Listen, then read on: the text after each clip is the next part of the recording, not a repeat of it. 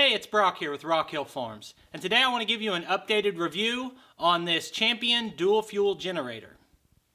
I've seen some other reviews on this, but they were mainly from people who had just purchased it. And I thought it might be helpful to have the perspective of someone who's had it for several years and really put it through its paces. So that's what I want to do now. I originally bought this 2.5 years ago to work on a rental house. We completely gutted it and redid the whole thing, and that meant sometimes we had the power off working on stuff, and this was my power source at the house. I've used it a lot since then. When we moved to this property, I would be working in somewhere that we didn't have power run, things like that, and worked great. I've been really happy with it. But I actually kind of stopped using it about a year ago, and it's been sitting in a semi-covered shed all this time, and when I got it out today it had snow all over the top of it. So we're gonna see how it does when it's been left to sit. But before we get into starting the generator, I'll give you basic information about it.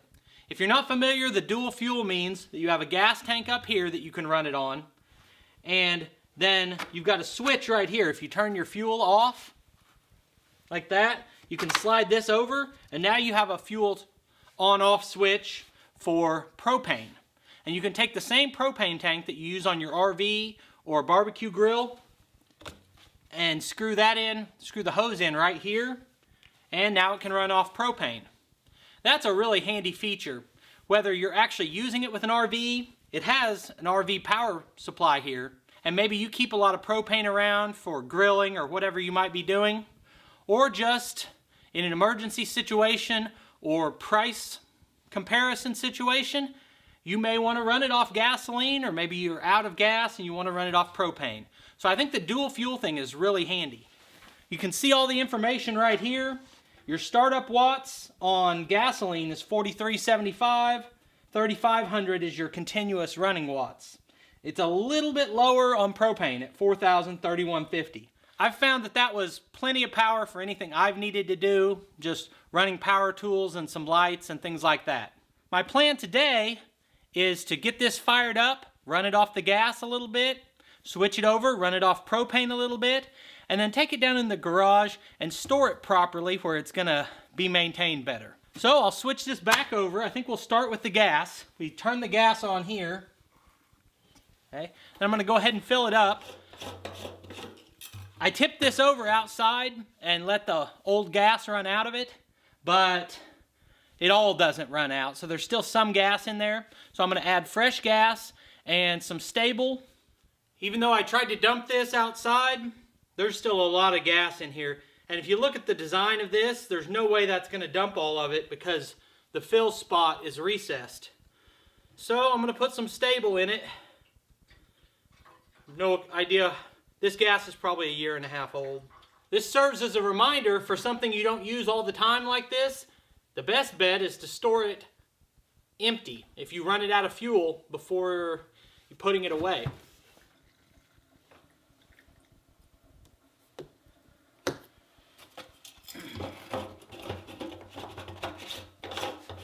Okay, so see if we can remember the startup procedure. Alright, so we've got an on switch there. This is over, the gas is on. Then we have a choke here. I think that should be it. Every time I've ever pulled this, it started right up, but I'll be surprised if it starts right now.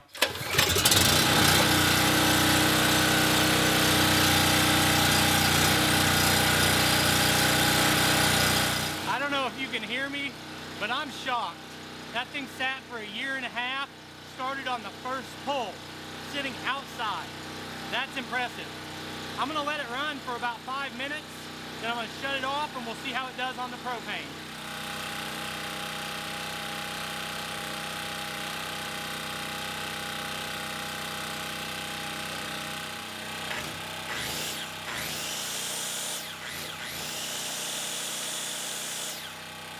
The way I'm going to shut this off is just to turn the gas off.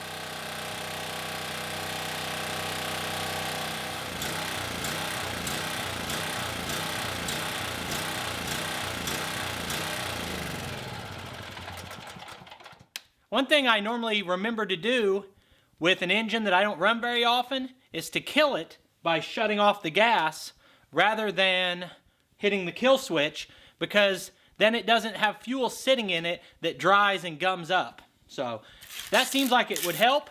In this case, I shut the gas off and it sat there and just ran and ran and ran, but it was trying to die. It seems like this isn't shutting it off 100%.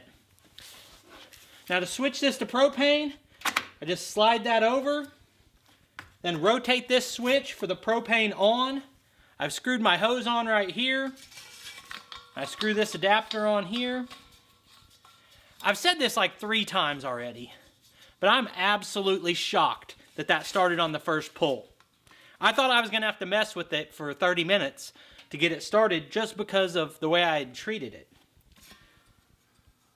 Now I've probably jinxed myself on the propane startup, but we'll unscrew this here. It should be getting propane now. We're switched to the on position. I shouldn't have to choke it. It should just be one pull again. Let's see. I'm guessing it's at least going to take a few pulls to cycle the propane through.